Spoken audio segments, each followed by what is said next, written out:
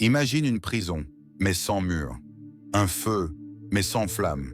Un cri, mais sans voix pour l'entendre. Et si l'enfer n'était pas un lieu, mais un état, une réalité bien plus proche que tu ne le penses? Où est né l'enfer? Beaucoup l'imaginent sous la terre, un gouffre brûlant peuplé de créatures effrayantes.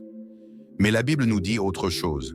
Jésus parle des ténèbres extérieures, Matthieu 22, verset 13, d'un feu qui ne s'éteint pas, Marc 9, verset 43, d'un grincement de dents, Matthieu 25, 30. Mais que signifient ces images? Et si l'enfer, c'était l'absence de Dieu? Pas un lieu que Dieu envoie les âmes, mais un état qu'elles choisissent en s'éloignant de lui, un vide, une solitude, une existence sans lumière. L'enfer est un choix.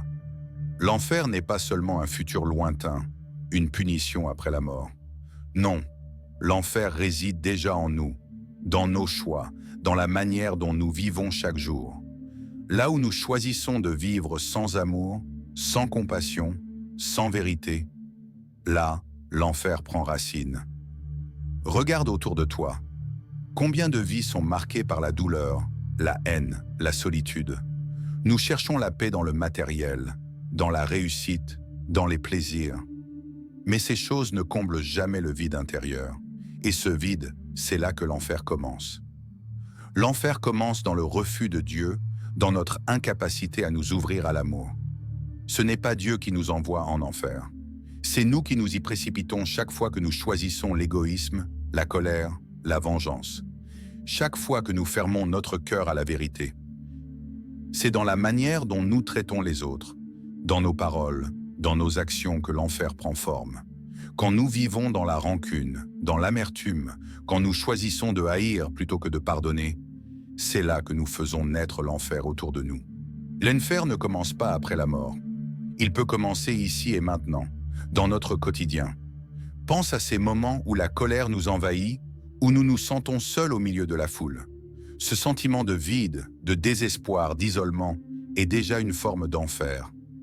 L'enfer, c'est ce déchirement intérieur, ce vide que l'on essaie de combler partout sauf l'amour de Dieu. C'est l'illusion de pouvoir se suffire à soi-même, de vivre sans connexion, sans communion avec les autres et avec le divin. Mais il y a une vérité. Tant que nous vivons dans cette illusion, nous nous éloignons de la source de la vie.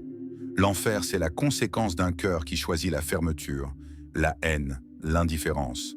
Et tout cela, nous l'alimentons ici, sur terre. C'est un feu qui nous consume de l'intérieur, bien avant la mort. Mais voici la bonne nouvelle. Nous avons le pouvoir de choisir. Chaque jour, nous pouvons choisir d'aimer, de pardonner, de vivre dans la lumière de Dieu. Et chaque petit choix que nous faisons, chaque acte de bonté, chaque pensée d'amour, chasse un peu de cet enfer. Aujourd'hui, le choix est entre tes mains. L'enfer n'est pas un lieu mystérieux où tu iras un jour. Il commence maintenant, dans tes actions, dans tes pensées, dans ton cœur.